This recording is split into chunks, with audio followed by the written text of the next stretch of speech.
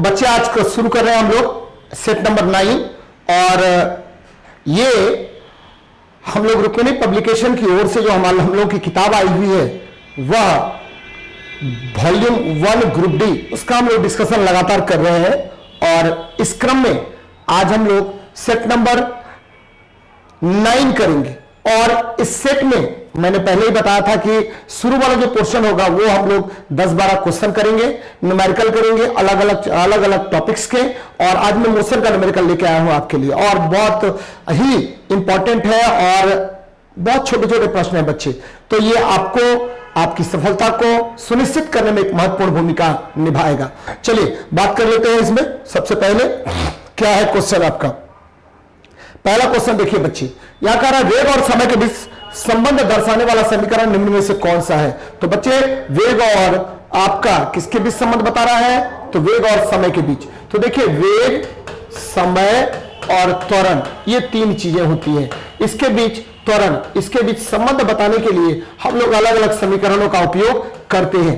पहला आपको पता है कि यह समीकरण दिया था किसने, तो गैलीलियो ने दिया था और गैलीलियो के अनुसार गति के मुख्य रूप से 3 समीकरण होते हैं, पहला, दूसरा और तीसरा। ये देखिए आप मेरी बातों को ध्यान रखेंगे तो कभी आपको दिक्कत नहीं होगी। यहां देखिए पहला समीकरण है v बराबर u प्लस at, तो शुरू वाला पकड़ेंगे ये देखिए वेग है और अंतिम वाला पकड़ेंगे ये समय है, तो यह वेग समय संबंध बताएगा। जो आपका प्रश्न भी है कि वेग और समय के बीच संबंध कौन बताएगा, तो बच्चे v बराबर u प्लस at बताएगा। अब देखिए दूसरा समीकरण है s बराबर ut प्लस क्या हाफ at स्क्वायर, दोनों का अंतिम फिर पकड़ेंगे तो ये स्थिति हो गया या विस्थापन और ये समय हो गया, तो ये स्थिति और समय या विस्थापन या समय के बीच यह संबंध बताता है, स्थिति समय या विस्थापन समय के बीच संबंध बताएगा। अब देखिए तीसरा समीकरण क्या है, v स्क्वायर बराबर u स्क्वायर प्लस 2as है, तो ये वेग और ठीक है विस्थापन के बीच संबंध बताएगा।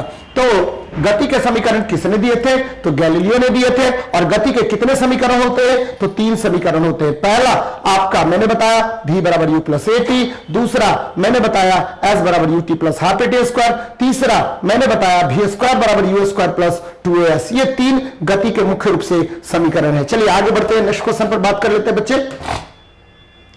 एक वस्तु 4 सेकंड में पहले 25 मीटर, यहां देख लीजिए, और 2 सेकंड में अगले 15 मीटर, तो वस्तु की औसत चाल क्या होती है। देखिए चाल बराबर क्या होता है, तो चाल अदिश राशि है और चाल बराबर क्या होता है, तो दूरी बटा समय होता है और कुल दूरी, ठीक है यहां औसत चाल की बात कर रहा है, औसत चाल की बात कर रहा है, तो औसत चाल क्या होगा बच्चे, तो औसत चाल होता है बच्चे याद रखना है कुल दूरी बटा कुल समय, कुल दूरी अब बटा क्या होगा, कुल समय होता है बच्चे, कुल समय होगा। तो यहां देख लीजिए कुल दूरी कितनी है, तो कुल दूरी क्या है, तो d1 प्लस d2 अब बता t1 प्लस t2 है बच्चे, t1 प्लस t2 है, तो यहां देखिए कुल दूरी 25 प्लस 15 यानी 40 हो गया और ठीक है 2 प्लस 4 यानी क्या हो गया, 6 सेकेंड हो गया। इसको जब हम भागा देंगे तो लगभग ठीक है आपको 6.67 मीटर पर सेकेंड निकलेगा, तो आंसर क्या हो जाएगा आपका डी नंबर होगा। बच्चे ये ध्यान में रखना है कि जब भी औसत चाल की हम लोग बात करते हैं तो औसत चाल बराबर कुल दूरी बटा कुल समय होगा, और यदि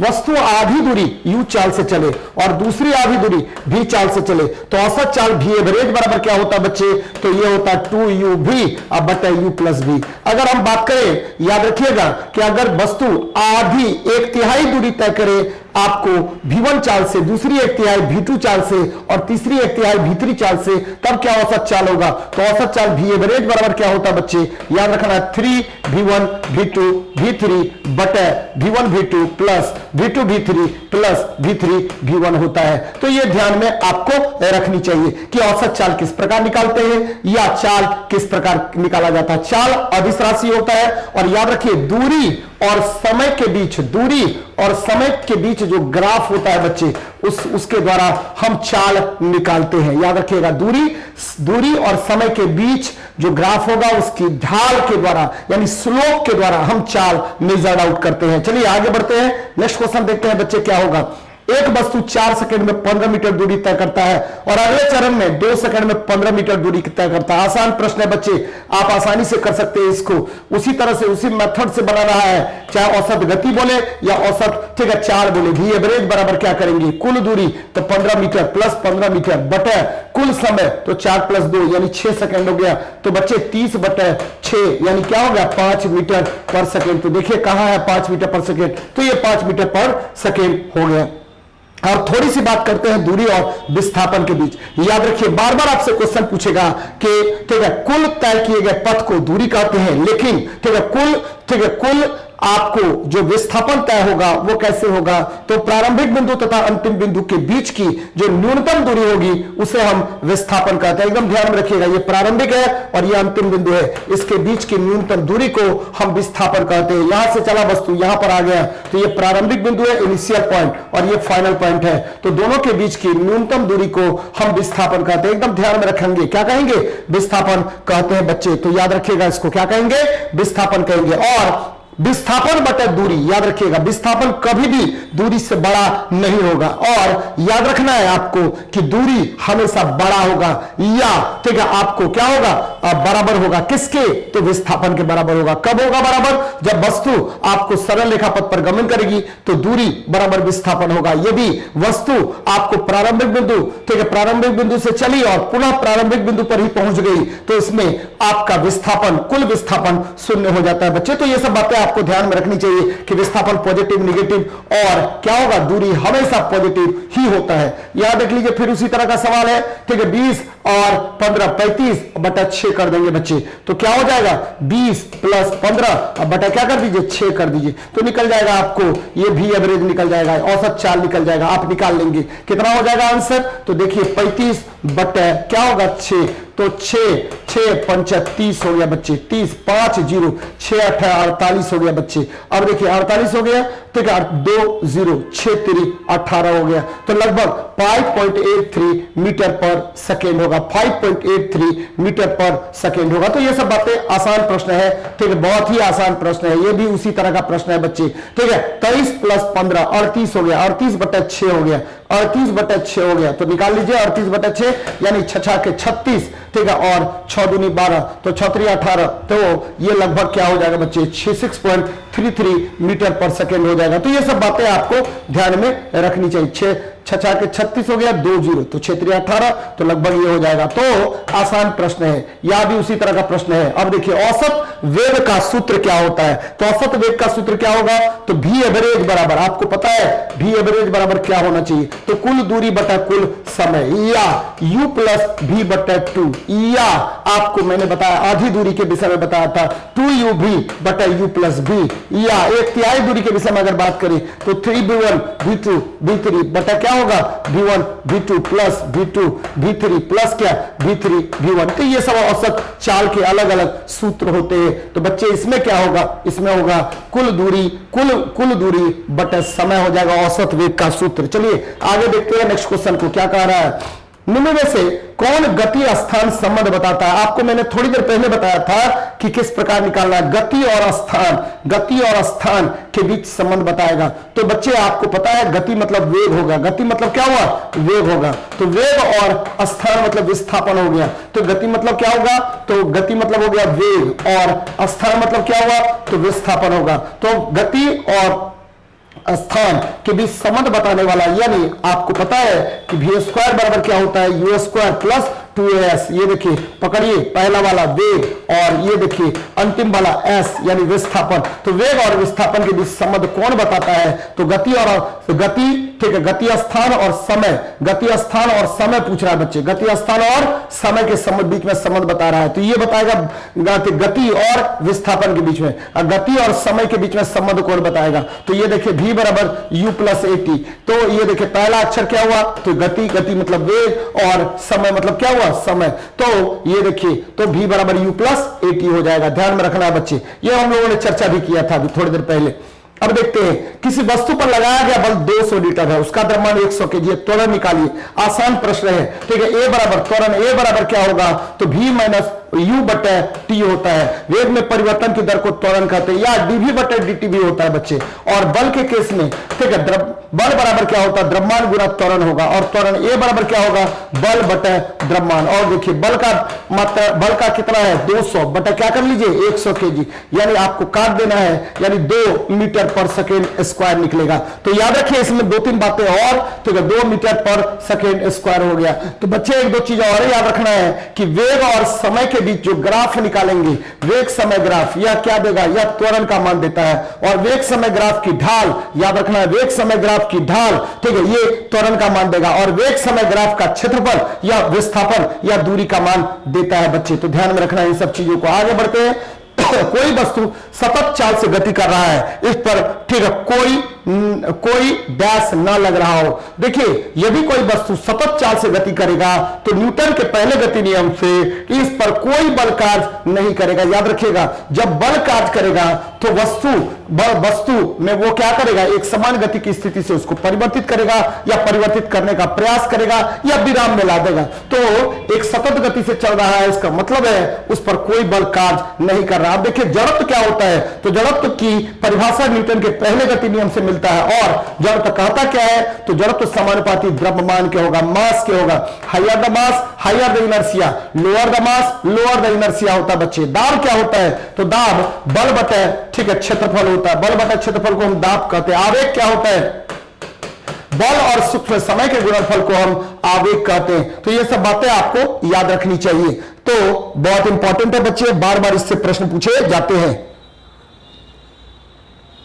थोड़ा सा आपको क्वेश्चन का स्टैंडर्ड बिलो दी बॉल है बच्चे, बिलो दी बॉल है। तो करना क्या है कि ये सभी पूछे गए प्रश्न है। तो अब जो है अगला जो सेट होगा वो सब बहुत थोड़ा सा लेवल ऊपर होगा बच्चे, क्योंकि ये थोड़ा सा लेवल आपको लो डाउन करके मैंने दिया, क्योंकि ये सब क्वेश्चन पूछा गया है, प्रीवियस ईयर के पूछे गए प्रश्न है और करना जरूरी भी है। चलिए देखते हैं। एक कार का वेग 5 सेकंड में 18 किलोमीटर प्रति घंटा से 36 किलोमीटर प्रति घंटा हो जाता है। कार का त्वरण ज्ञात करें। कोई बात नहीं है बच्चे, क्या करेंगे, A बराबर V माइनस U अपॉन क्या करेंगे T। तो बच्चे 36 में से 18 को घटा दीजिए तो क्या हुआ, तो बटा 5 सेकेंड कर दीजिए। लेकिन ये आ गया 18, तो 18 को आपको क्या करना पड़ेगा, तो मीटर पर सेकेंड में बदलना पड़ेगा। तो 5 बटा 18 से किलोमीटर प्रति घंटा है, उसको मीटर पर सेकेंड में बदलने के लिए 5 बटा 18 से गुना कर दीजिए, बटा 5 हो गया बच्चे। तो 5 बटा 5 यानी 1 मीटर पर सेकेंड स्क्वायर। देखिए कहां पर है, 1 मीटर पर सेकेंड स्क्वायर होना चाहिए बच्चे, ये आंसर होगा। यहां पर 1 मीटर पर सेकेंड स्क्वायर नहीं दिया हुआ बच्चे, तो ध्यान में रखिएगा 1 मीटर पर सेकेंड स्क्वायर होगा। तो ये बातें याद रखनी चाहिए आपको। क्या कहते हैं कि वेग में परिवर्तन की दर को हम क्या कहेंगे, त्वरण कहेंगे। तो चलते हैं आगे, देखते हैं क्या है हमारा प्रश्न।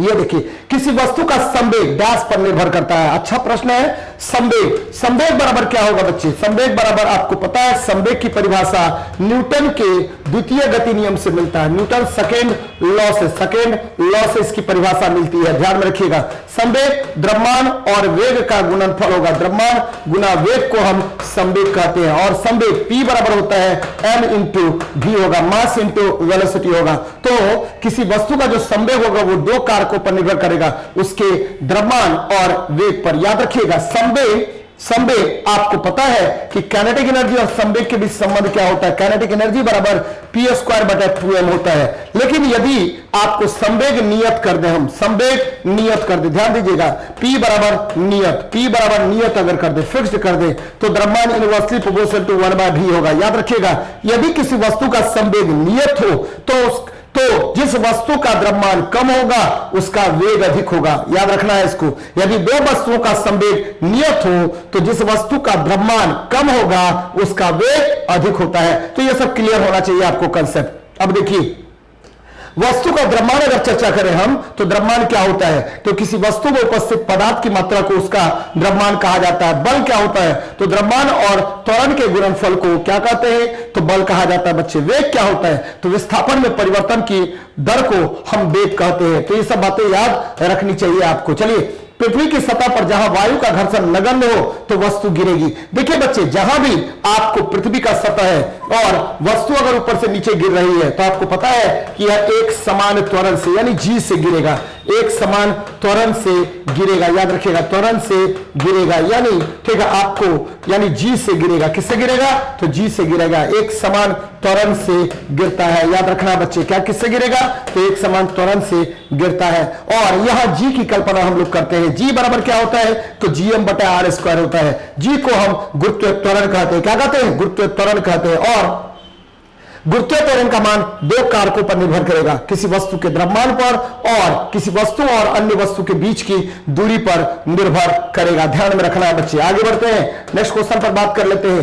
ये देखिए, अब आ गया आपका सेट का प्रश्न। यहां देखिए, ऊपर की ओर फेंके गए पत्थर के नीचे गिरने का कारण क्या होता है? बच्चे मैं बार बार आपको बताता हूं कि यदि कोई पत्थर को ऊपर फेंका जाता है तो उसका वेग -gt से घटता है और महत्तम ऊंचाई पर पहुंचने पर वेग का मान 0 हो जाता है। और फिर जब वस्तु नीचे की ओर गिरता है तो उसका वेग +gt से बढ़ता है और जब वो पृथ्वी से टकराएगा उस समय वेग महत्तम होगा। और पृथ्वी में एक पावर होता है, एक बल होता है, एक गुरुत्वाकर्षण बल होता है, जिसके कारण वह किसी वस्तु को अपने केंद्र की ओर खींचती है और इसे ही गुरुत्वाकर्षण बल बोलेंगे या गुरुत्व बल बोलेंगे। यानी पृथ्वी अपने गुरुत्वाकर्षण बल से किसी वस्तु को अपने केंद्र की ओर खींचती है और यह बल जो है वस्तु को अपनी ओर आकर्षित करता है। चलिए एकदम ध्यान में रखिएगा, घर्षण बल क्या होता है?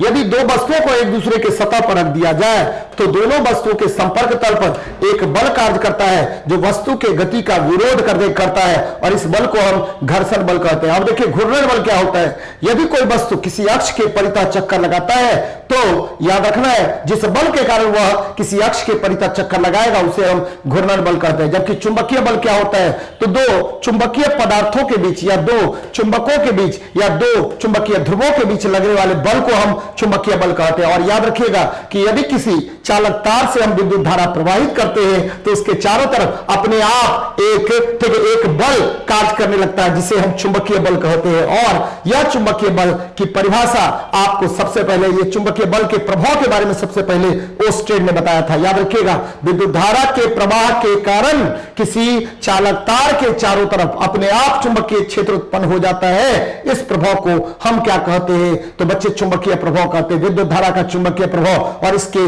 बारे में सबसे पहले ओस्टेड नामक वैज्ञानिक ने बताया था।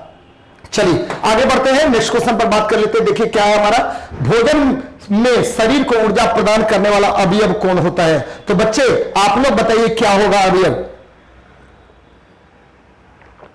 देखिए, भोजन के मुख्य रूप से अगर आपको पता होगा तो भोजन के मुख्य रूप से 6 अवयव होते हैं। भोजन के मुख्य रूप से कितने अवयव? 6 अवयव। मुख्य रूप से 6 अवयव होते हैं। याद रखिएगा, 6 अवयव होते हैं। कौन कौन होगा अवयव? तो देख लीजिए कौन कौन होता है। तो बच्चे सबसे पहले होगा कार्बोहाइड्रेट। कार्बोहाइड्रेट यह शरीर को ऊर्जा प्रदान करेगा, यह शरीर को ऊर्जा प्रदान करता है, शरीर को ऊर्जा प्रदान करता है। एकदम याद रखिएगा, शरीर को क्या प्रदान करेगा? ऊर्जा। ठीक है, शरीर को ऊर्जा प्रदान करता है। एकदम याद रखना है आपको कि शरीर को ऊर्जा कौन प्रदान करता है? तो कार्बोहाइड्रेट। कार्बोहाइड्रेट किसका बना होता है? तो कार्बन, ठीक है, और CxH2O होता है इसका क्या जी? जनरलाइज फॉर्मूला होता है। और कार्बोहाइड्रेट में सबसे इंपॉर्टेंट कौन होगा? तो ग्लूकोज होगा। कौन होगा? ग्लूकोज होगा। ग्लूकोज सरल मोनोसैकेराइड है जो हमारे शरीर को ऊर्जा प्रदान करता है, त्वरित ऊर्जा प्रदान करने का कार्य करेगा। फ्रुक्टोज याद रखिएगा फल शर्करा होता है। और यहां देख लीजिए दूसरा जो यौगिक है वो क्या है? फैट है बच्चे। फैट भी शरीर को अधिक ऊर्जा देता है, लेकिन जनरली हम लोग ज्यादातर यूज करते हैं किसका? कार्बोहाइड्रेट का। फैट शरीर को अत्यधिक ऊर्जा देता है, शरीर को अत्यधिक ऊर्जा देगा। याद रखिएगा, शरीर को अत्यधिक ऊर्जा देगा, जबकि ठीक है अत्यधिक ऊर्जा देता है। जबकि आपका जो प्रोटीन होता है वो शरीर निर्माता होता है। प्रोटीन क्या होगा? शरीर निर्माता। विटामिन ये क्या होता है बच्चे? विटामिन जो है वो बायो कैटलिस्ट की भांति काम करता, बायो कैटलिस्ट की भांति काम करेगा, जैव उत्प्रेरक की भांति काम करता है और ये शरीर के विभिन्न गतिविधियों के नियंत्रण के लिए आवश्यक होता है। पानी जितना भी ठीक है शरीर के सभी रासायनिक अभिक्रिया जो है वो जलीय माध्यम होता है और ये जल बड़ा इंपॉर्टेंट है हमारे शरीर के लिए। अब देखिए क्लोरोफिल, आपको पता होगा कि क्लोरोफिल जो होता है वो C55H72O5 N4 Mg का बना होता है और इसमें मैग्नीशियम आयन होता है जो क्या करेगा, सौर ऊर्जा को अवशोषित करने का कार्य करता है। तो बच्चे एकदम ध्यान में रखिएगा इन सब चीजों को। और ये प्रकाश संश्लेषण के लिए आवश्यक है। किसके लिए आवश्यक है? प्रकाश संश्लेषण के लिए आवश्यक होता है।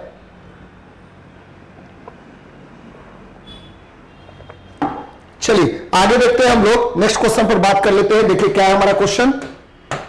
निम्नलिखित में से कौन सा एक कोशिकीय जीव नहीं है बच्चे? एक कोशिकीय जीव नहीं है, ध्यान दीजिएगा मेरी बात पर। एक कोशिकीय जीव नहीं है। देखिए एक कोशिकीय जीव को हम प्रोकैरियोट्स कहते हैं। क्या कहते हैं? प्रोकैरियोट्स कहते हैं। और यहां पर आपको क्या है, तो आपका एक कोशिकीय जीव पूछ रहा नहीं है बच्चे, तो अमीबा एक कोशिकीय जीव है, जीवाणु एक कोशिकीय जीव है, पैरामीशियम एक कोशिकीय जीव है, लेकिन केचुआ ये एनिलिडा संघ में आता है। कौन सा संघ में आएगा बच्चे?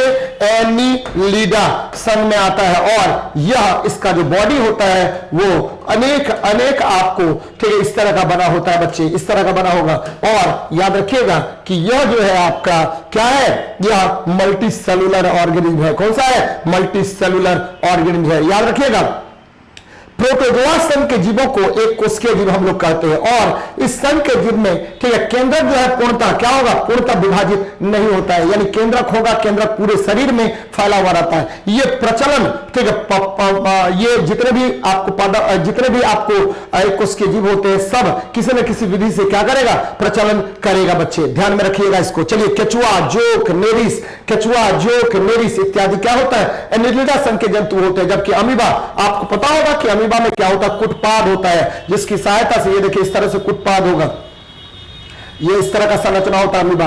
और ठीक है एरनबर्ग नामक वैज्ञानिक ने इसकी संरचना के बारे में बताया था। और आपका जो मूवमेंट ये करेगा कुटपाद के माध्यम से करता है। चलिए आगे बढ़ते हैं बच्चे, याद रख लीजिए निम्नलिखित में से कौन सा एक कोयले का विशेष प्रकार नहीं है? देखिए कोयला मुख्य रूप से 4 प्रकार के होते हैं। और कोयला पहले बना किसका होता है? कोयला बना होता है कार्बन का, हाइड्रोजन का, ऑक्सीजन का, नाइट्रोजन का, सल्फर का। ये देखिए इतने तत्व इसमें होते हैं, लेकिन सबसे अधिक मात्रा में कौन होगा? तो कार्बन होता है बच्चे, याद रखिएगा। कार्बन ठीक है, कार्बन का बेरबदार अपरूप कोयला होता है। कार्बन का बेरबदार अपरूप क्या होगा? कोयला होगा। और कोयला मुख्य रूप से 4 प्रकार के होते हैं। सबसे पहले आ जाइए पिट, क्या आ जाइए? पिट आ जाइए। पिट जो है वो कहलाता है जीवाश्म कोयला। कौन सा कोयला? जीवाश्म कोयला या फॉसिल फ्यूल कहलाता है। और इसमें लगभग 45% के आसपास कार्बन होता है। दूसरा जो कोयला होता है उसको हम लिग्नाइट बोलते हैं। क्या बोलेंगे? लिग्नाइट कहते हैं। और ये जो है इसमें लगभग आपको 75% के आसपास इसमें कार्बन होता है। इसे भूरा कोयला कहा जाता है। उसके बाद आ जाइए बिटुमिनस, इसे भूरा कोयला कहते हैं। बिटुमिनस, इसे बिटुमिनस को मुलायम कोयला कहते हैं। लिग्नाइट को भूरा कोयला कहेंगे, बिटुमिनस को ठीक है मुलायम कोयला कहा जाता है। और इसमें लगभग 83% के आसपास क्या होता है? आपका कार्बन होगा। और अंत में आ जाइए एंथ्रासाइट, इसे सर्वोत्तम एंथ्रासाइट, इसे सर्वोत्तम कोयला कहा जाता है। और इसमें लगभग आपको 93 से 95% क्या होगा? कार्बन होगा बच्चे। तो इसमें आप देख लीजिए लिग्नाइट तो है, बिटुमिनस भी है, एंथ्रासाइट भी है, लिमोनाइट। याद रखिए ये लोहा का अयस्क है बच्चे। किसका अयस्क है? लोहा का अयस्क है। मैं बार बार आपको बताता हूं महल से, तो मौ से मैग्नेटाइट, हौ से हेमेटाइट, लौ से लिमोनाइट, सौ से सीडराइट। अब लिमोनाइट का फॉर्मूला क्या होगा? Fe2O3 × 2S2 होता है बच्चे, ठीक है। मैग्नेटाइट का फॉर्मूला क्या होगा? तो मैग्नेटाइट Fe3O4 होगा, तो Fe3O4 होगा। हेमेटाइट का Fe2O3 होगा। और सीडराइट का FeCO3 होगा। तो बच्चे ये सब ध्यान में आपको रखना है। लोहा की परमाणु संख्या 26 होती है। और लोहा जो है वह 8वें वर्ग का तत्व है या लौ चुंबकीय पदार्थ है। और इसके बहुत सारे उपयोग होते हैं। और किसी भी अर्थव्यवस्था का मुख्य आधार लोहा होता है बच्चे, याद रखिएगा, ठीक है। आपके देश की अर्थव्यवस्था तभी अच्छी हो सकती है जब आपके यहां लोहा अधिक से अधिक मात्रा में हो। इंफ्रास्ट्रक्चर के लिए महत्वपूर्ण होता है। चलिए आगे बढ़ते हैं। साइटोलॉजी किसका अध्ययन है? तो बच्चे साइटोलॉजी का जनक कहा जाता है रॉबर्ट हुक को, क्योंकि रॉबर्ट हुक ने ही सबसे पहले आपको क्या देखा? सेल को देखा बच्चे। किसको देखा? तो सेल को इन्होंने देखा। और इन्हें ही साइटोलॉजी का जनक कहा जाता है। तो ये हो गया आपको कोशिकाओं का अध्ययन, यहां देखिए जीवाणुओं का अध्ययन क्या कहलाएगा, बैक्टीरियोलॉजी। बच्चे बैक्टीरियोलॉजी कहलाएगा। और इसका याद रखना है कि बैक्टीरियोलॉजी का जनक किसको कहते हैं, ल्यूएनहॉक को। फसलों का अध्ययन, तो फसलों का अध्ययन हार्वेस्टिंग, आपको पता है हार्वेस्टिंग कहा जाता है, या आपको बहुत तरह का बात होता है, याद रखिएगा इसको कि हार्वेस्टिंग के आधार पर हम फसल के उत्पादन की बात करते हैं। और पहली बार हरित क्रांति 1966-67 में आया, जिसके आधार पर अधिक से अधिक गेहूं और चावल के उत्पादन की बात की गई बच्चे। अब देखिए जनसंख्या का अध्ययन डेमोग्राफी कहलाएगा, जनसंख्या का अध्ययन डेमोग्राफी कहलाएगा। तो याद रखना इन सब चीजों को कि क्या क्या प्रश्न आपके लिए बन सकते हैं, और जो जो बन सकता है उतना ही मैं आपको बताता हूं। याद रखिए काष्ठीय पादपों का अध्ययन, काष्ठीय पौधों का अध्ययन सिल्वीकल्चर कहलाएगा, बागवानी का अध्ययन हॉर्टिकल्चर कहलाएगा, और फलों का अध्ययन, ठीक है याद रखिएगा बच्चे, पोमोलॉजी। हाँ, फलों का अध्ययन पोमोलॉजी। और आपको अगर हम बात करें, ठीक है, अगर हम बात कर लें तो बहुत सारे चीजों को मैं सिंपली तरीके से आपके सामने में रखने का प्रयास करता हूं, जिससे क्या होगा कि आपको सीधे प्रश्न एग्जाम में आए, जिससे ठीक है। चलिए आगे बढ़ते हैं, नेक्स्ट क्वेश्चन पे बात कर लेते हैं। यहां देखिए, जब एक कण को किसी प्रारंभिक वेग से प्रक्षेपित किया जाता है तो वह 50 मीटर दूरी तय करता है, ठीक है। उसी तल में जब इसे दोगुने वेग से प्रक्षेपित किया जाएगा तो उसके द्वारा तय की गई दूरी क्या होगी। तो बच्चे यहां रेंज की विषय में बात कर रहा है, ये प्रक्षेप चला यहां से यहां तक गया, तो रेंज के विषय में बात कर रहा है। रेंज बराबर क्या होता है, तो u² sin 2 अल्फा बटे जी होता है बच्चे, यानी रेंज डायरेक्टली प्रोपोर्शनल होगा इसको, ये सारा बोल रहा है कांस्टेंट रहेगा। उसी देखिए उसी तल में जब उससे दुगुने वेग से, तो तल वही है बच्चे, तो अल्फा भी नियत है और जी भी नियत है, तो R प्रोपोर्शनल टू u², यानी R1 बटे u1 का स्क्वायर बराबर R2 बटे क्या u2 का स्क्वायर। अब देखिए बच्चे क्या कह रहा है कि हम इसमें रिलेशन निकाल लिया, अब हम कहा R2 निकालना है, R2 बराबर क्या हो जाएगा बच्चे, तो R2 बराबर, ठीक है, आपको R1 गुना U2 का स्क्वायर बटे U1 का स्क्वायर। अब देखिए प्रारंभिक वेग का दोगुना कह रहा है, तो प्रारंभिक वेग का दोगुना, तो बच्चे U2 का स्क्वायर यानी 2U1 का स्क्वायर कर दीजिए बटे क्या U1 का स्क्वायर। बच्चे R1 का वैल्यू 50 दिया हुआ है, U2 तो U1 का स्क्वायर बटे U1 का स्क्वायर कट गया, दो दूनी क्या हो गया 4 हो गया, यानी 200 मीटर प्रक्षेपित होगा। क्या कहा, कितना मीटर प्रक्षेपित होगा, तो 200 मीटर। देखिए कितना आसान सवाल है, और इसको ठीक है सिंपली आप रिप्रेजेंट भी कर सकते हैं। अगर आपको थोड़ा सा मेरी बातों पर ध्यान रहेगा तो तुरंत आप बना लेंगे, केवल R प्रोपोर्शनल टू u² कर लेंगे बच्चे, उसके आधार पर आपको तुरंत सवाल बन जाएगा। चलिए आगे बढ़ते हैं।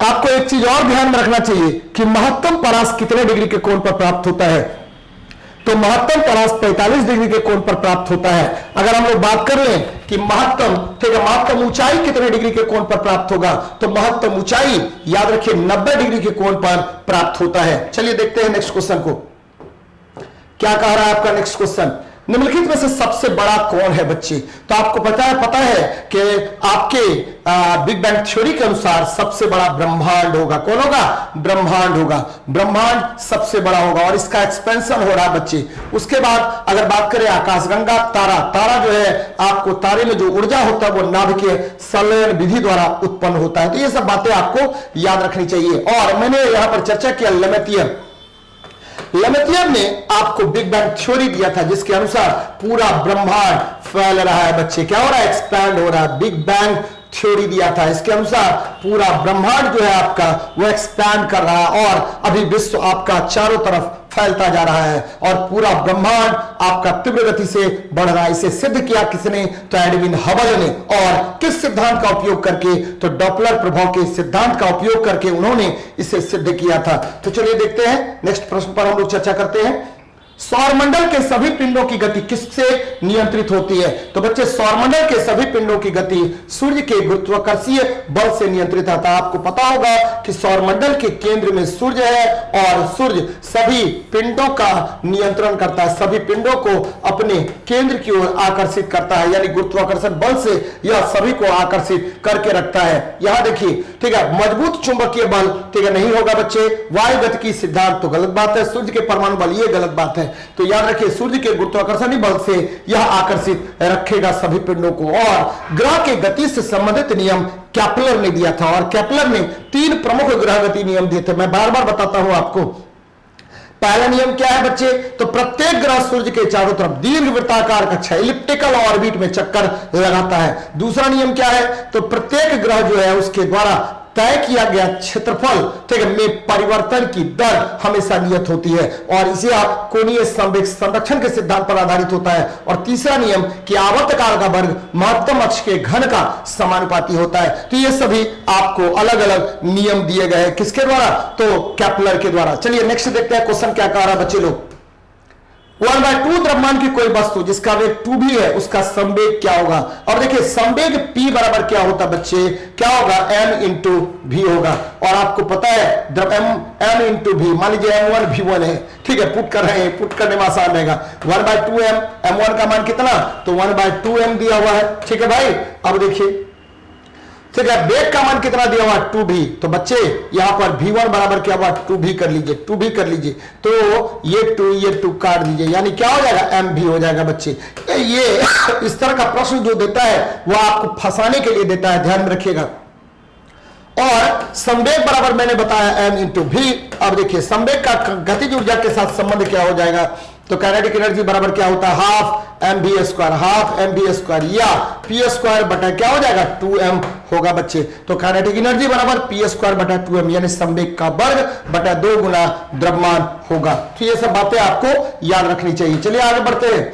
प्रक्रिया जिस द्वारा एक पदार्थ वाष्प स्थिति से द्रव स्थिति में परिवर्तित होता है क्या कहते हैं। बच्चे आपको पता होगा कि ठोस, द्रव और गैस पदार्थ 3 प्रकार के, ठोस, द्रव और क्या होगा, गैस पदार्थ 3 प्रकार के होते हैं। अगर हम बात करें ठोस से द्रव में बदलने के लिए, तो यहां पर हम क्या करेंगे, तो इसको गलाएंगे, गलनांक होगा। द्रव से गैस में बदलेंगे तो वाष्पीकरण होगा। अब देखिए गैस से अगर द्रव में बदलेंगे तो संघनन होगा, और द्रव से अगर ठोस में बदलेंगे तो ये क्या होगा, हिमांक होगा बच्चे, क्या होगा, हिमांक होगा। ध्यान दीजिएगा, ठोस से द्रव में बदलेंगे तो गलनांक, याद रखिएगा गलनांक। फिर देखिए ठीक है, द्रव से गैस में बदलेंगे तो वाष्पीकरण। फिर देख लीजिए बच्चे क्या होगा, अगर गैस से द्रव में बदलेंगे तो मैंने क्या कहा, संघनन, क्या कहा, संघनन कहा। और ठीक है, द्रव से ठोस में बदलेंगे तो इसको बोला जाएगा क्या बच्चे, तो द्रव से ठोस में तो इसको बोला जाएगा, याद रखिएगा, हिमांक बोलेंगे। क्या बोलेंगे, हिमांक बोलेंगे बच्चे, या हिमीकरण बोलेंगे बच्चे। अब देखिए, अब आते हैं वाष्प स्थिति से यानी गैसीय अवस्था से द्रव में बदलना है बच्चे, तो संघनन कहलाएगा। क्या कहलाएगा, संघनन। लेकिन ठोस से अगर गैस में बदलेंगे तो इसको सब्लिमेशन कहा जाएगा। क्या कहा जाएगा, सब्लिमेशन कहा जाएगा। यानी ठोस से अगर द्रव में बदलते हैं तो यह ऊर्ध्वपातन या सब्लिमेशन होगा। अमोनियम क्लोराइड, ठीक है, फिर देखिए आयोडीन, फिर कपूर, फिर लीजिए ठोस कार्बन डाइऑक्साइड और यानी शुष्क बर्फ, फिर लाइए बेंजीन, एनिलीन, नफ्थलीन, एंथ्रासीन, ये सब का आपको क्या कर सकते हैं हम, तो ऊर्ध्वपातन किया जा सकता है बच्चे। तो ध्यान में रखिएगा, ठीक है, डायरेक्ट ठोस से हम लोग गैस में बदल देंगे। आगे बढ़ते हैं। या वायु या निर्वात में प्रकाश की गति क्या होती है। देखिए बच्चे, सबसे पहले प्रकाश की गति रोमर ने ज्ञात किया था, और रोमर ने जो प्रकाश की गति ज्ञात की थी उनके अनुसार प्रकाश आप में 2 प्रकार के गुण होते हैं। एक होता है विद्युतीय गुण और दूसरा होता है आपको चुंबकीय गुण। और जब c बराबर 1/√μ0 होता है और इसका मान होता है 3 × 10⁸ मीटर पर सेकेंड, सभी विद्युत चुंबकीय तरंगों का वेग यही होगा बच्चे। सभी विद्युत चुंबकीय तरंगों का वेग क्या होगा, यही होगा, 3 × 10⁸ मीटर पर सेकेंड। बार बार मैं बताता हूं कि gamma, x, U, V, I, M, R यानी सभी विद्युत चुंबकीय तरंगों का वेग प्रकाश के वेग के बराबर होगा, प्रकाश के वेग के बराबर होगा। तो इन सब चीजों को याद रखनी चाहिए आपको। चलिए आगे बढ़ते हैं। नेक्स्ट क्वेश्चन देखिए क्या कह रहा है आपका, शुद्ध पानी का पीएच क्या होता है। तो बच्चे शुद्ध पानी उदासीन होता है और इसका पीएच मान 7 के बराबर होगा। जब भी पीएच की बात करेंगे तो pH negative logarithm of hydrogen ion concentration होता है, और पीएच याद रखिए potent for hydrogen ion concentration यानी पावर ऑफ हाइड्रोजन आयन, यानी किसी विलयन में हाइड्रोजन आयन के सांद्रण की शक्ति को पीएच कहा जाता है। और याद रखिए पीएच का वैल्यू 0 से 14 तक होता है, 0 से 14 तक होता है। अगर 7 की बात करें तो उदासीन होगा, और 0 से 7 से 0 की तरफ आएंगे तो पीएच का मान क्या होगा बच्चे, तो घटेगा और यह अम्लीय होगा। क्या होगा, अम्लीय होगा। और अगर 7 से 14 की तरफ जाएंगे तो पीएच का मान बढ़ेगा और यह आपको क्षारीय होगा। यानी पीएच का मान कहां से कहां तक, तो 0 से 14 तक। 0 से 7 की ओर बढ़ने पर अम्लीयता बढ़ती है, 7 से 14 की ओर बढ़ने पर क्षारीयता बढ़ेगा, और सबसे अधिक अम्लीय जो होता है याद रखिए 0 वाला होगा, और सबसे अधिक क्षारीय 14 वाला होगा बच्चे। तो ये सब बातें आपको याद रखनी है। सोरेनसन ने पीएच स्केल के बारे में बताया था। यहां देखिए क्या कह रहा है, अल्बर्ट आइंस्टीन को किस क्षेत्र में नोबेल पुरस्कार मिला था, तो बच्चे अल्बर्ट आइंस्टीन ने सापेक्षता का भी सिद्धांत दिया था और प्रकाश विद्युत प्रवाह का भी सिद्धांत दिया था। उन्हें नोबेल पुरस्कार मिला आपको 1921 में, ठीक है, पहली बार आपको किसके लिए, तो आपका प्रकाश विद्युत प्रभाव के लिए, फोटो इलेक्ट्रिक इफेक्ट के लिए। क्या है फोटो इलेक्ट्रिक इफेक्ट, तो जब धातु के प्लेट पर निश्चित ऊर्जा आघात करता है तो वह इलेक्ट्रॉन का उत्सर्जन करने लगता है, और इस इलेक्ट्रॉन को हम फाइटो इलेक्ट्रॉन्स या फोटो इलेक्ट्रॉन्स कहेंगे। क्या कहेंगे, फोटो इलेक्ट्रॉन्स कहेंगे, याद रखिएगा फोटो इलेक्ट्रॉन्स कहेंगे। और यह सिद्धांत दिया था अल्बर्ट आइंस्टीन ने, जबकि गुरुत्वाकर्षण का नियम न्यूटन ने दिया था। कैथोड किरण की खोज किसने की थी, तो कैथोड किरण की खोज की थी, याद रखिए बच्चे, जे थॉमसन ने कैथोड किरण के बारे में बताया था। और इसमें बताया था उन्होंने कि देखिए कैथोड किरण जो है होती है वह छोटे छोटे कणों से बना होता है जिसे इलेक्ट्रॉन कहते हैं। यानी कैथोड किरण में इलेक्ट्रॉन की खोज किसने की थी, तो जे थॉमसन ने किया था। तो ये बच्चे याद रखनी चाहिए आप लोगों को। चलिए आगे बढ़ते हैं। ये सापेक्षता का सिद्धांत आपको एनर्जी बराबर डेल्टा एम इंटू सी स्क्वायर होता है। इसको मास एनर्जी इक्विवेलेंस थ्योरी भी कहते हैं, मास एनर्जी इक्विवेलेंस थ्योरी भी कहा जाता है, यानी द्रव्यमान ऊर्जा तुल्यता का सिद्धांत भी कहते हैं बच्चे। चलिए देखते हैं नेक्स्ट क्वेश्चन को।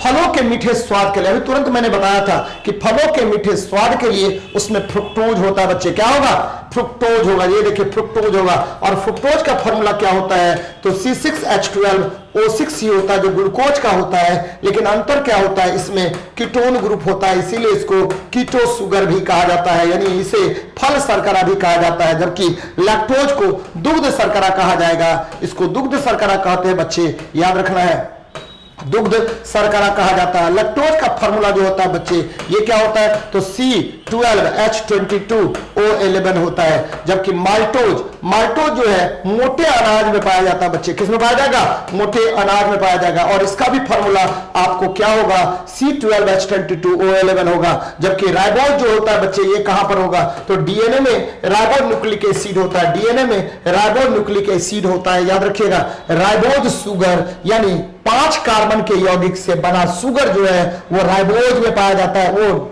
राइबोज होता है जो डीएनए में पाया जाता है, और डीएनए में डीऑक्सी राइबोज शुगर पाया जाता है, डीऑक्सी राइबोज शुगर पाया जाता है। तो ये बच्चे ध्यान में रखनी चाहिए आपको।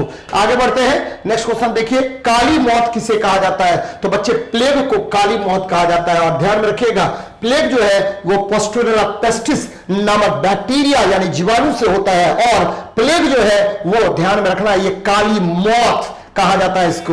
और इसके वाहक जो होते हैं वो चूहे होते हैं। क्या होंगे, चूहे होते हैं।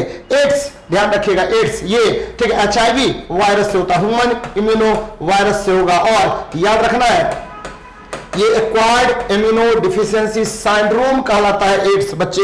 और एड्स ध्यान में यह भी रखना है कि एड्स रेट्रोवायरस के कारण होता है, AIDS single stranded RNA virus के कारण होता है। ये सब बातें याद रखिए। जबकि कैंसर उनको जिन के कारण होता है, उनको जिन के कारण आपका कैंसर होता है बच्चे, याद रखिएगा, उनको जिन के कारण कैंसर होगा। और कैंसर के अध्ययन को ऑन्कोलॉजी कहा जाता है। जबकि गैनोरिया, याद रखिए, ये भी बैक्टीरियल डिजीज है, और ये क्या होगा, तो सेक्सुअल ट्रांसमिटेड डिजीज है, यानी आपको ठीक है आपका जो है सेक्सुअली ये ट्रांसमिट होने वाला डिजीज होता है। ठीक है, लैंगिक रोग है बच्चे। कौन सा रोग है, लैंगिक रोग होता है। कौन, तो गोनेरिया। नेक्स्ट देखते हैं, त्वरण की असाई इकाई क्या होती है। अभी तुरंत मैंने बताया था त्वरण ए बराबर वेग में परिवर्तन की दर होती है, और इसका मतलब मीटर पर सेकेंड स्क्वायर होता है। और ध्यान में रखिएगा कि त्वरण ठीक है, अगर क्या होगा, वेग आपको प्रारंभिक वेग से बड़ा होगा तो त्वरण धनात्मक होगा। ध्यान रखिएगा, धनात्मक होगा।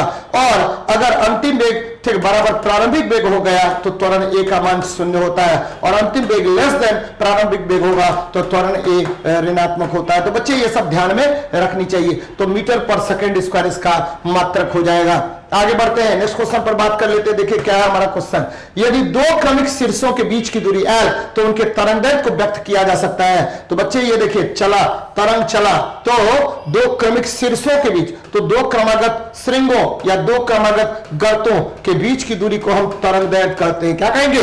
तरंगदैर्घ्य कहेंगे। तो यहां बोल रहा है कि दो क्रमिक शीर्षों के बीच की दूरी L है, तो लैम्डा बराबर क्या होगा? L होगा। याद रखिएगा बच्चे, मैं बार बार आपको बताता हूं कि देखिए तरंग जहां से स्टार्ट होता है तो तरंग का न्यूनतम विस्थापन बिंदु जो है वो नोड कहलाएगा और महत्तम विस्थापन बिंदु एंटी नोड कहलाएगा। और दो क्रमागत नोडों के बीच की दूरी या दो क्रमागत एंटी नोडों के बीच की दूरी क्या होता है बच्चे? तो लैम्डा बाय 2 होता है। क्या होगा? लैम्डा बाय 2 होता है। और एक नोड और एक एंटी नोड के बीच की दूरी वह लैम्डा बाय 4 होगा। क्या होगा? लैम्डा बाय 4 होगा। तो ये सब बातें आपको ध्यान में रखनी चाहिए। तो L द्वारा डिनोट करेंगे। दो क्रमागत या दो क्रमिक शीर्षों के बीच की दूरी L है तो उनका तरंगदैर्घ्य क्या होगा? तो बच्चे L ही होगा। चलिए आगे बढ़ते हैं, नेक्स्ट क्वेश्चन पर बात कर लेते हैं। बच्चे क्या कह रहा है, जंग का रासायनिक सूत्र क्या होता है? तो जंग, याद रखिए, जब भी जंग की चर्चा करेंगे तो सबसे पहले जंग के विषय में मैं बताता हूं कि यह ऑक्सीकरण अभिक्रिया है। कौन सी? ऑक्सीकरण। फिर मैं बताता हूं कि यह रासायनिक अभिक्रिया है। कौन सा?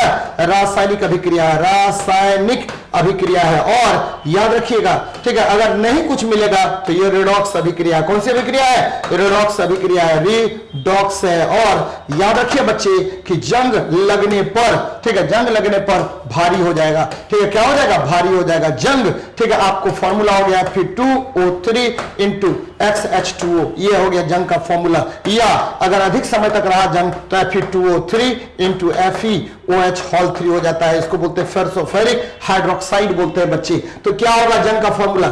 Fe2O3 into XH2O, Fe2O3 into XH2O, ये दोनों दिया हुआ बच्चे। Fe2O, अरे गलत है, ये Fe2O3 इंटू XH2O, यानी डी नंबर आपका आंसर होगा। कौन सा नंबर होगा? डी नंबर आपका आंसर होगा। जंग लगने से लोहा की आयु घट जाती है जबकि भार का मान बढ़ जाता है। आगे बढ़ते हैं, एंगस्ट्रम को अभिव्यक्त करने की इकाई क्या है? देखिए एंगस्ट्रम आपको पता है दूरी को व्यक्त करते हैं एंगस्ट्रम में, लंबाई को व्यक्त करेंगे एंगस्ट्रम में, और एक एंगस्ट्रम बराबर 10⁻⁻10 मीटर होता है। जनरली परमाणु के, ठीक है, त्रिज्या को व्यक्त करने के लिए हम एंगस्ट्रम का यूज करते हैं और एक एंगस्ट्रम बराबर 10⁻10 मीटर होता है। तो आंसर हो जाएगा लंबाई। क्या होगा? लंबाई होगा बच्चे। तो 69 का सी नंबर आंसर होगा। कौन होगा? सी नंबर आंसर होगा। ध्यान में रखिएगा इसको। आगे बढ़ते हैं, 10 किलोग्राम का एक पेड़ जमीन से 10 मीटर की ऊंचाई पर है तो उसकी स्थितिज ऊर्जा कितनी होगी? बच्चे मैं बार बार बताता हूं कि जमीन से कितनी ऊंचाई पर है तो उसमें स्थितिज ऊर्जा होगा W बराबर क्या होगा? mgh। m का मान कितना है बच्चे? 10 kg। कितनी ऊंचाई पर? 9.8। कितना मीटर ऊंचा? तो 10 मीटर ऊंचा। तो गुना कर लीजिए, पॉइंट हटाइए, 10 यहां पर आ गया, कट गया, तो 980 जूल हो जाएगा। देखिए कहां पर है? 980 जूल। तो देख लीजिए यहां पर है। यदि किसी वस्तु को ऊंचाई पर रखते हैं तो उसमें, ठीक, उसमें संचित ऊर्जा को हम स्थितिज ऊर्जा कहेंगे। याद रखिएगा, ठीक है, स्थितिज ऊर्जा W बराबर mgh होता है। W बराबर क्या होगा? तो mgh होता है बच्चे, याद रखिएगा। आगे बढ़ते हैं, पानी में लटके हुए कोलाइडी कण किस प्रक्रिया के द्वारा हटाए जाते हैं? देखिए पानी में जब भी कोलाइडी कण को रखेंगे तो मान लीजिए एक, ठीक है, छोटा सा, ठीक है, बॉल लगा देते हैं नेप्थेलिन का, और ये क्या करेगा? तो सभी कोलाइडी कणों का स्कंदन कर देगा बच्चे। क्या कर देगा? स्कंदन, कोगुलेशन कर देता है। और इसके द्वारा क्या होगा? तो आपको, ठीक है, आपका जो जल है वो शुद्ध हो जाएगा। याद रखिएगा कि स्कंदन, रक्त का भी स्कंदन होता है। फिटकरी से जब हम रक्त को करेंगे, घसेंगे, तो क्या होगा? तो क्या वहां पर स्कंदित, रक्त स्कंदित हो जाता है, यानी जम जाता है, यानी जमना हो गया एक तरह से। तो ध्यान में रखिएगा, स्कंदन विधि हो जाएगा। कौन सा विधि होगा? कोगुलेशन यानी स्कंदन विधि हो जाएगा। याद रखिए, लाइकेज सबसे अच्छा सूचक होता है बच्चे। वायु प्रदूषण का सबसे अच्छा सूचक होता है। वायु प्रदूषण में किसका? तो सल्फर डाइऑक्साइड का सूचक होगा। मृदा प्रदूषण में ब्राफटा काम आता है बच्चे। और ध्वनि प्रदूषण के लिए आजकल, ध्वनि प्रदूषण को रोकने के लिए आजकल ग्रीन मफलर का यूज किया जाता है। ग्रीन मफलर का यूज किया जाएगा। ध्यान में रखिएगा बच्चे, किसका? ग्रीन मफलर का प्रयोग किया जाता है। जबकि मृदा जल प्रदूषण को का घटक जो होता है बॉड होता है बच्चे, बॉड का के मान के द्वारा हम लोग मेजर करते हैं कि आपका ठीक है जल प्रदूषित हुआ है या नहीं हुआ। अगर जलकुंभी की मात्रा ज्यादा हो जाए, यानी वाटर हैकिंथ की मात्रा किसी भी क्षेत्र में अगर ज्यादा हो जाता है तो आपको समझ जाना चाहिए कि वहां पर जल प्रदूषित हो गया है। क्या हो गया? प्रदूषित हो गया है। तो ध्यान में रखिएगा कि लाइकेज सबसे अच्छा वायु, वो सबसे अच्छा सूचक होता है किसका? तो वायु प्रदूषण का, और ये जनरली सल्फर डाइऑक्साइड के प्रदूषण का सूचक होता है। चलिए आगे बढ़ते हैं, ये अंतिम क्वेश्चन था बच्चे। तो बच्चे मिलते हैं हम लोग नेक्स्ट क्लास में, क्योंकि आज थोड़ा सा इंटरनेट का प्रॉब्लम था, इसीलिए रिकॉर्ड कर दिया गया मेरे द्वारा क्लास। तो इसका खूब आनंद उठाइए, और ठीक है कल के क्लास में फिर मैं मिलता हूं आपसे और लाजवाब क्लास करेंगे बच्चे। कल केमिस्ट्री का सेशन है, क्योंकि आज इंटरनेट कटा हुआ था और यहां पर इंटरनेट का प्रॉब्लम हो गया है, इसलिए हम लोग कल के क्लास में मिलते हैं और जोश खरोश के साथ एक नई ऊंचाई को प्राप्त करने के लिए हम लोग क्या करेंगे कि सफलता को प्राप्त करना ही करना है हमें, और उसी उद्देश्य के साथ फिर मिलते हैं कल के क्लास में। जय हिंद, जय भारत।